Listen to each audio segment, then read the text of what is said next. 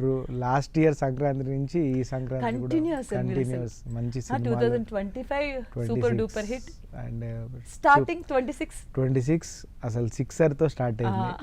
చిరంజీవి గారి చేతుల మీదుగా మనశంకర వరప్రసాద్ శశిరేఖ సాంగ్తో అమేజింగ్గా స్టార్ట్ అయింది ఈ ఇయర్ కూడా.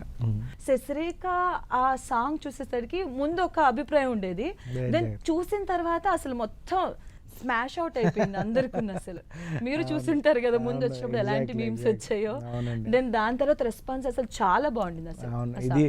ఇదే మాట ఈవెన్ అనిల్ గారు కూడా అన్నారు, మాస్టర్ మీరు చేసిన సాంగ్ చూడండి, ఆడియో విన్న తర్వాత ప్లస్ విజువల్ వచ్చిన తర్వాత దాని రెస్పాన్స్ టోటల్గా మారిపోతుందని అనిల్ గారు ముందే గెస్ చేశారు. అలాగే జరిగింది ఎగ్జాక్ట్.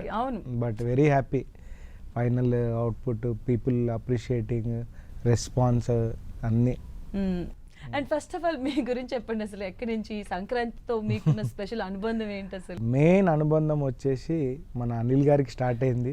ఆయన బ్యాక్ టు బ్యాక్ సంక్రాంతి సినిమాల్లో ఆయన చేస్తూ, ఆయన ప్రతి సంక్రాంతి ఘన విజయాలు సాధిస్తూ, అదే భాగంగా మనల్ని కూడా దాంట్లో ఇంక్లూడ్ చేస్తూ ఒక కొరియోగ్రాఫర్గా నాకు కూడా కొన్ని 8 ఫిలిమ్స్ నుంచి ఆయన ప్రతి సినిమాలో అవకాశం ఇస్తూ ప్రతి సంక్రాంతి కూడా నాకు మెమరబుల్ సంక్రాంతిగా ఆయన ఇచ్చినందుకు చాలా చాలా థ్యాంక్స్. చిరంజీవి గారితో ఫస్ట్ టైం వర్క్ చేస్తున్నారు కదా, సో ఆ ఎక్స్పీరియన్స్ ఎలా ఉండింది? ఒక ఫ్యాన్ మూమెంటా? అసలు అమేజింగ్ అండి.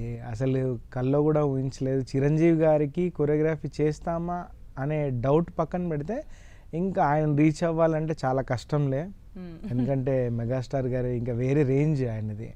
ఆ రేంజ్కి రీచ్ డిసప్పాయింట్మెంట్ కూడా కాదు, చేయలేంలే ఇంకా అని మన పని మనం చేసుకుంటూ వెళ్ళడము. బట్ ఏంటంటే ప్రతి పాటలో నేను చేసే పాటలో 100% ఎఫర్ట్ పెడుతూ చేస్తూ అలా వెళ్ళే ప్రాసెస్లో నిజంగా అనిల్ గారు చిరంజీవి మెగాస్టార్ గారితో చేసే అవకాశం మాకు ఇచ్చి ఒక ఫ్యాన్ బాయ్ మూమెంట్ని యాజ్ ఎ కొరియోగ్రాఫర్గా చిరంజీవి గారు మేము కంపోజ్ చేసిన స్టెప్స్ అలా చూస్తుంటే ఇంకా ఒక ఎవరెస్ట్ రీచ్ అయిపోయి మన ఇండియా ఫ్లాగ్ పెడితే ఎలా ఉంటుంది హ్యాపీనెస్, అంత హ్యాపీనెస్